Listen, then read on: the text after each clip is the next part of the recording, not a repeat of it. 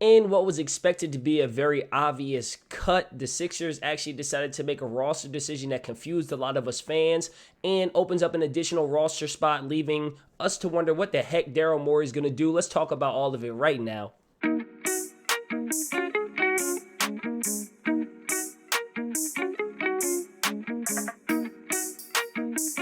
What's up, YouTube, and welcome back to the Sixers Break Room. It's your boy Logan. Don't forget to run up the likes on this video. Go ahead and click that like button. Do it right now. Of course, subscribe to the channel. It's free love. It costs you nothing.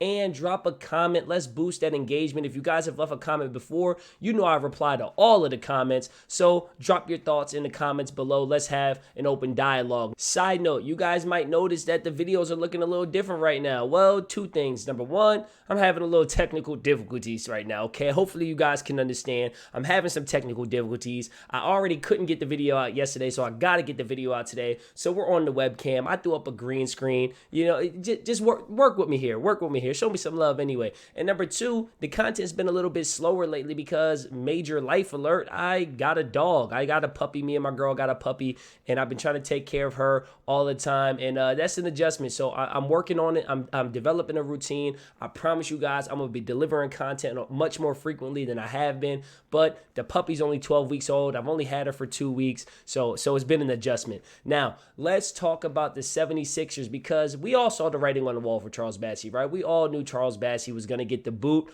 whether that was fair or unfair, right or wrong. We're going to talk about that in a minute, but I think we all saw it coming when he wasn't getting any minutes in the preseason, especially when we had no Embiid and no Montrezl Harrell, and we still didn't see Charles Bassey. I think at that point, everybody kind of knew. The more surprising cut was Isaiah Joe. I think most of us, myself included, thought that Isaiah Joe was going to make this roster because he does have a skill set that fits with this roster. His ability to stretch the floor and knock down the three is something that I felt like was very enticing for this roster, something that this roster could use when they needed a spark off the bench, especially in the regular season. 82 games, it becomes more of a war of attrition and just having bodies that can go out there and compete. So I was expecting Isaiah Joe to make the team. And, you know, when he got cut, I think when we saw that on Twitter, everybody was kind of shocked. So let's talk about both of those moves and why, when I sit back and think about it, the Charles Bassey one was obvious, but the Isaiah Joe one, I think, actually makes sense also. Charles Bassey first. Now, Charles Bassey is a guy that I think universally as Sixers fans, we believe has a lot of potential. Even though he got cut, I still think that he has a lot of potential. But we got to understand something as fans. Number one, we all understand we're in win now mode. And the entire fan base is like, this is the year, this is the year, this is your year. You brought in PJ Tucker to win now. You re-signed James Harden to win now, right? Embiid is in the prime of his career. Maxey is starting to explode. Like, now is the time. And you cannot be both in win now and build for the future. The only team I've ever seen do that successfully is the Golden State Warriors, but they are the exception, not the rule. We can't expect this organization to be focused on winning now, but then also be mad if they release a guy who has potential. Charles Bassey's not ready to play this year. If he was ready to play this year, he would be playing this year. The fact that he wasn't getting any minutes shows you that he's not ready yet. And that's okay. He will get an opportunity somewhere else, I'm sure. This just wasn't the fit for him. Again, if you're trying to win now, you can't afford to keep a project that might not pan out for another 2, 3, 4 years. It's nothing against Charles Bassey. It's more just like the player you are and the team that we have and our goals, they're just not aligned, and that's why you got to let the guy go. Also, a lot of people are mad because he wasn't getting the opportunities last year. All over Twitter, I keep seeing people say, well, if he played more last year, he would be ready this year. And you know what? You're right. Maybe you're right. But that didn't happen. So we can't be living in the lands of what ifs and could have beens. Like, he didn't play enough last year. Fault Doc River for that. That's fair. But he didn't play enough last year. So he's not ready this year. And where he is just doesn't fit the team right now. So they had to let him go. Now, for Isaiah Joe, one of the big things I'm seeing surrounding him is that he should have been on the team, and a guy like Furkan Korkmaz should have been cut.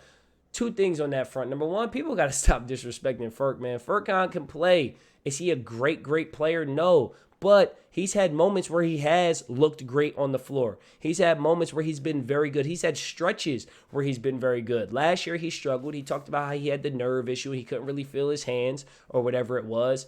Like, I mean, I don't have any reason to think that the guy was lying. Let's see what happens this year. But we have seen Furk look really good in the regular season. He's also had moments in the postseason where he's had flashes here and there as well. Not only that, but he can do more on the floor than Isaiah Joe.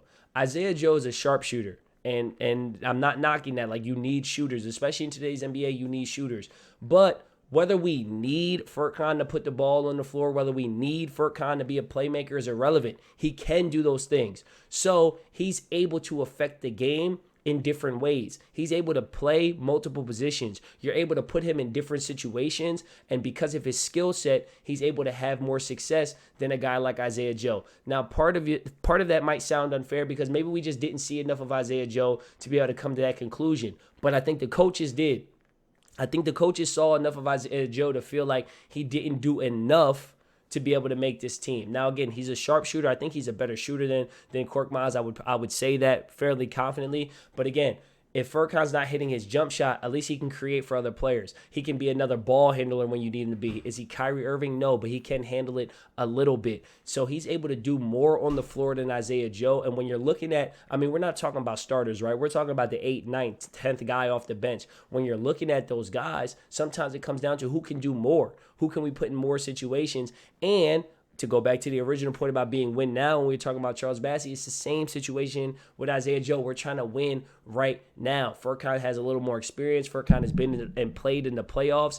Is it Isaiah Joe's fault he didn't get those opportunities in playoffs? No, that's on Doc and the coaching staff. But it is what it is. He doesn't have those minutes. He doesn't have that experience. Furkan does. He can't do all the things on the floor that Furkan can. So I think at the end of the day, that's why you see an Isaiah Joe get cut over Furk. Now, I want to be clear. I wanted to keep Isaiah Joe. I would have loved to keep Isaiah Joe. But by removing both of them, we've opened up an additional roster spot. Well, what are we going to do with that roster spot? I feel like Daryl Morey, listen, you've heard me on Philly Take with RB's live stream, and he was in agreement. You know, Daryl Morey is willing to go for it, man, and that's what I love about him. He's going to make a move. If it doesn't work, it doesn't work, but he's not afraid to make moves. And now, all of a sudden, we have an additional roster spot that's opened up. Is that possibly for a signing that we don't really see coming? Is there a free agent who we're not thinking of that Daryl Morey and Doc Rivers are looking at? Like, you know what, that'd be a good fit. Or maybe that spot is open for some kind of trade where we need to take on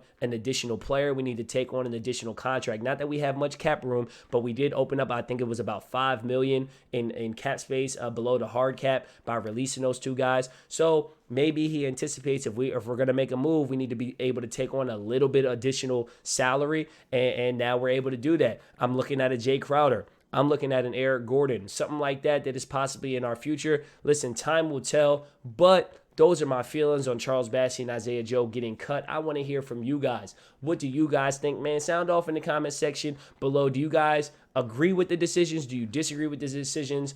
And ultimately, are you guys kind of disappointed that we'll never really see the kind of players that Charles Bassey and Isaiah Joe could have been? I do think they're going to get an opportunity down the line with some team. I think some team is going to be lucky to have those guys. I wish them nothing but the best.